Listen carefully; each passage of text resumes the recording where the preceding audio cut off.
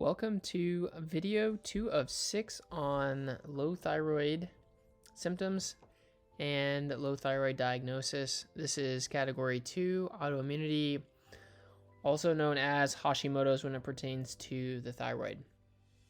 This is the most common cause of clinical hypothyroidism, and that is to say when the ranges or the thyroid issues are most evident on pathologic ranges, it is typically of the autoimmune variety.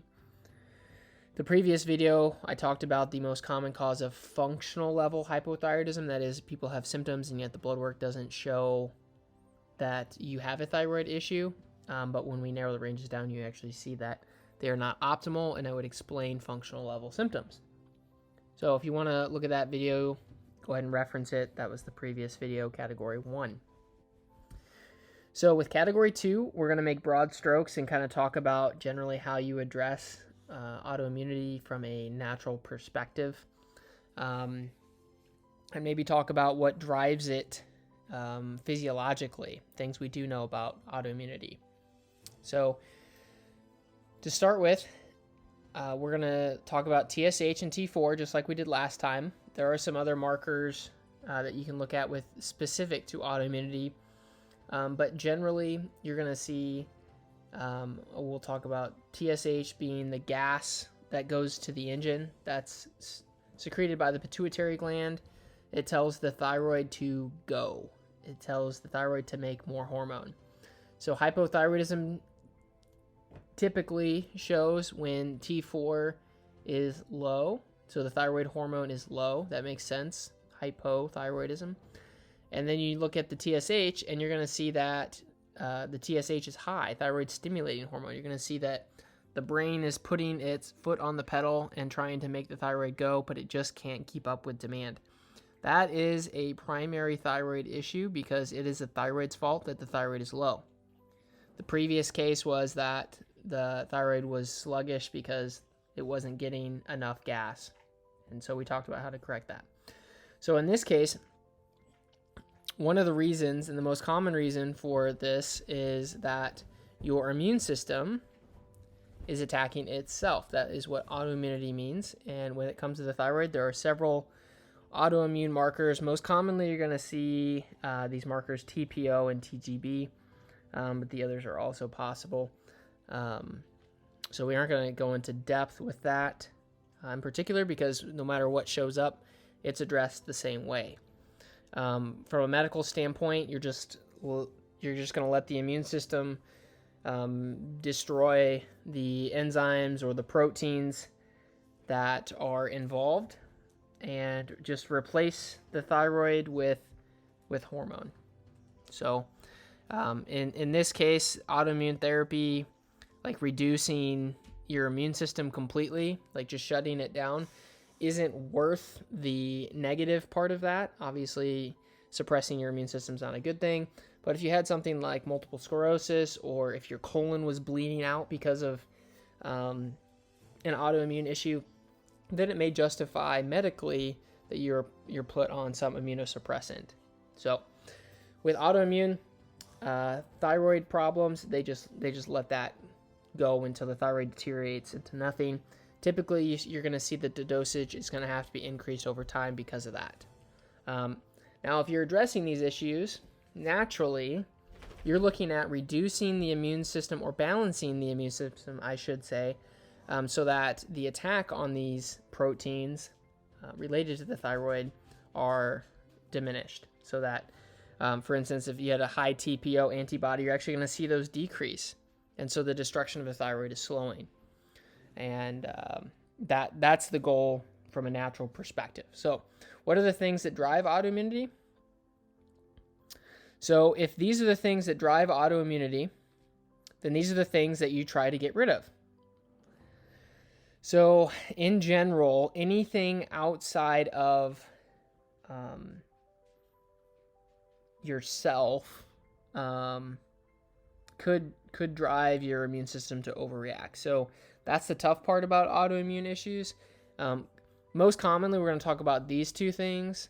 Old infections, this would be like Epstein-Barr. This would be like Lyme disease. These would be old infections, and they don't have to be those either. Just because you test negative on those things doesn't mean you have some infection issue going on. Outside of infections, you're looking at foods. Of course, not everybody, I should say, a very common way to address autoimmune issues, and particularly to the thyroid, would be taking out offenders with food. So that would be gluten, commonly associated with thyroid, but not always. So inflammation in hollow organs is a good one to pay attention to.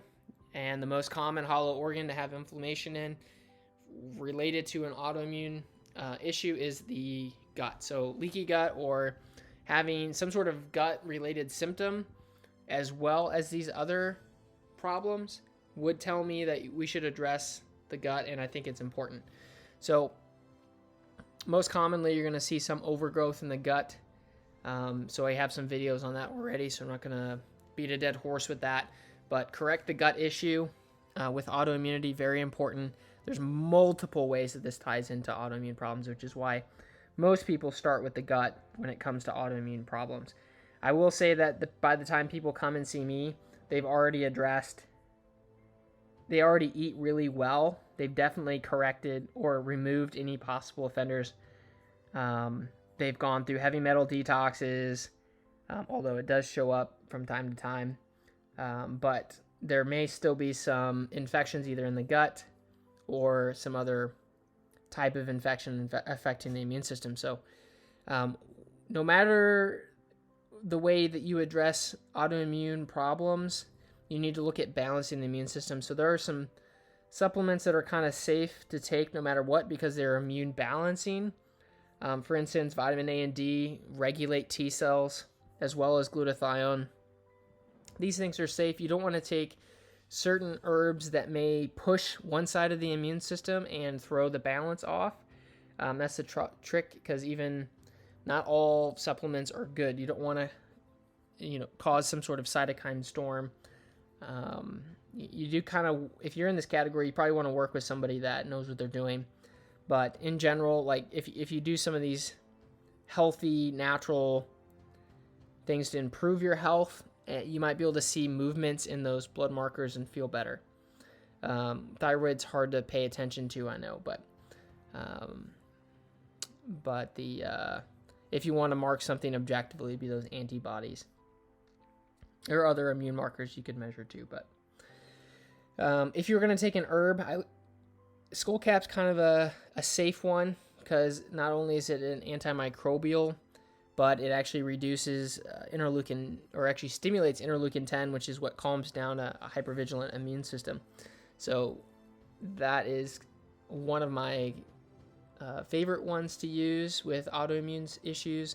Other things would be like turmeric and resveratrol reduce NF-kappa B, which is a driver of Th17 issues, which is autoimmunity. So from a natural perspective, these are kind of the 5 things, if you do both of these, that I would recommend if you're not going to work directly with somebody. Always consult a physician or somebody that you trust closely with these issues. But if you have any particular questions, you can email me or actually comment below if it's a general question you think somebody else would benefit from. My email is doc@drtoddanderson.com. Check out the website. I've got tons of thyroid videos. This is 2 of 6 of the last 6 that I'm going to do for a while, and then I'm going to move on. We might go into some depth with autoimmune, but let me know what you want to hear and see, and I'll kind of prioritize those things. So don't forget to like, comment, and subscribe, and we'll see you in Category 3, Video 3 of 6. Thanks.